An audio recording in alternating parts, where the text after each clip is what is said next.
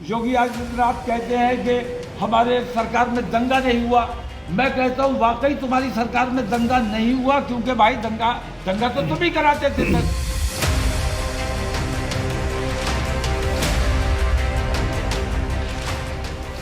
दरगाह आला हजरत बरेली शरीफ से ताल्लुक़ रखने वाले हजरत मौलाना तौकीर रज़ा खान एक बार फिर देश के मौजूदा हालात को लेकर नाराज़ चल रहे हैं।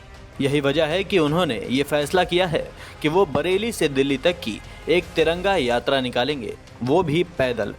जी हाँ, दरअसल रामपुर पहुंचे मौलाना तौकीर रज़ा खान का मानना है कि देश की एकता और अखंडता पर जो पिछले कई रोज़ से हमले हो रहे हैं, वो देश के सुकून के लिए बिल्कुल भी ठीक नहीं है।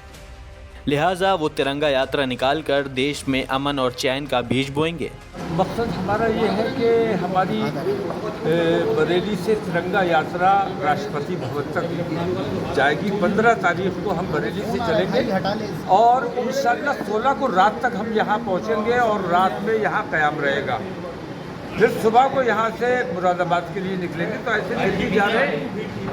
20 तारीख को हमें दिल्ली पहुँचना है और हिंदुस्तान के जो मसाइल हैं, जो परेशानियाँ हैं, जो दिक्कतें हैं और हुकूमत की जो बेईमानियाँ हैं, जो तासुब और नफ़रतें हैं, कातिलों की हिमायत और सरपरस्ती है, ये तमाम चीज़ें हम अपने देश की राष्ट्रपति के सामने हमारा प्रतिनिधिमंडल पेश करेगा। इसके लिए हम पैदल यात्रा करके जा रहे हैं। किन किन बातों को इसमें अहम मुद्दे जो है, जिस तरह से खासकर कि अहम मुद्दा हमारा है देश की एकता और अखंडता। हिंदू राष्ट्र की मांग करने वाले जो गैर कानूनी मांग है, उन ऐसे मांग करने वाले लोगों पर मुकदमा कायम क्यों नहीं किया जा रहा है? विश्व हिंदू परिषद और बजरंग दल जैसे आतंकवादी संगठनों पर पाबंदी क्यों नहीं लगाई जा रही है, जो देश का माहौल ख़राब करने की कोशिश कर रहे हैं, देश पे एक और बंटवारा कराने की कोशिश कर रहे हैं। इन पर देशद्रोह के मुकदमे क्यों नहीं कायम किए जा रहे हैं, ये हम राष्ट्रपति जी के सामने अपनी मांगे रखें। सबसे पहले तो उन्होंने योगी आदित्यनाथ के खिलाफ ताबड़तोड़ हमला बोला और साफ लफ्जों में कह दिया कि दंगा तो आप ही लोग करवाते थे, हम तो हमेशा से ही शांति पसंद करने वाले लोग हैं। इसके साथ ही उन्होंने भी कहा कि हम अपनी मांग देश के प्रधानमंत्री से नहीं बल्कि राष्ट्रपति के सामने रखेंगे। इसीलिए आज कहीं बम नहीं फट रहा है। योगी आदित्यनाथ कहते हैं कि हमारे सरकार में दंगा नहीं हुआ।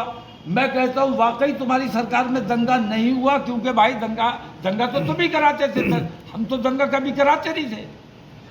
हम दंगों से हमेशा बचने की कोशिश करते हैं, अपने देश प्रदेश को बचाने की कोशिश करते हैं, देश से प्यार करते हैं, बम ब्लास्ट से बचने की कोशिश करते हैं, अपने लोगों को बचाने की कोशिश करते हैं।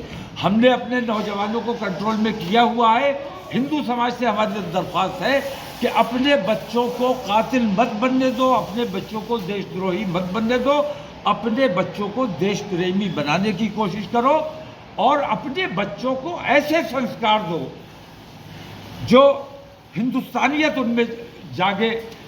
मुस्लिम दुश्मनी में वो अपने समाज का ही नुकसान करने का काम कर रहे हैं, गला काटने का काम। राष्ट्रपति क्योंकि एक महिला हैं और महिलाओं का दिल काफ़ी कोमल होता है, लिहाजा वो अपनी शिकायत पेटी सीधे राष्ट्रपति के सामने खोलेंगे।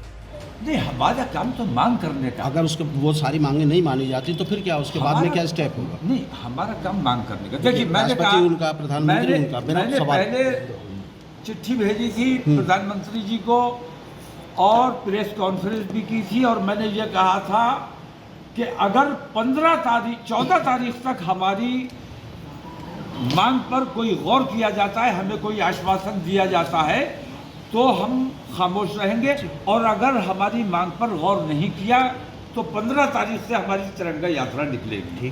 तो वो मैं अपने उस काम पर अमल कर रहा हूँ।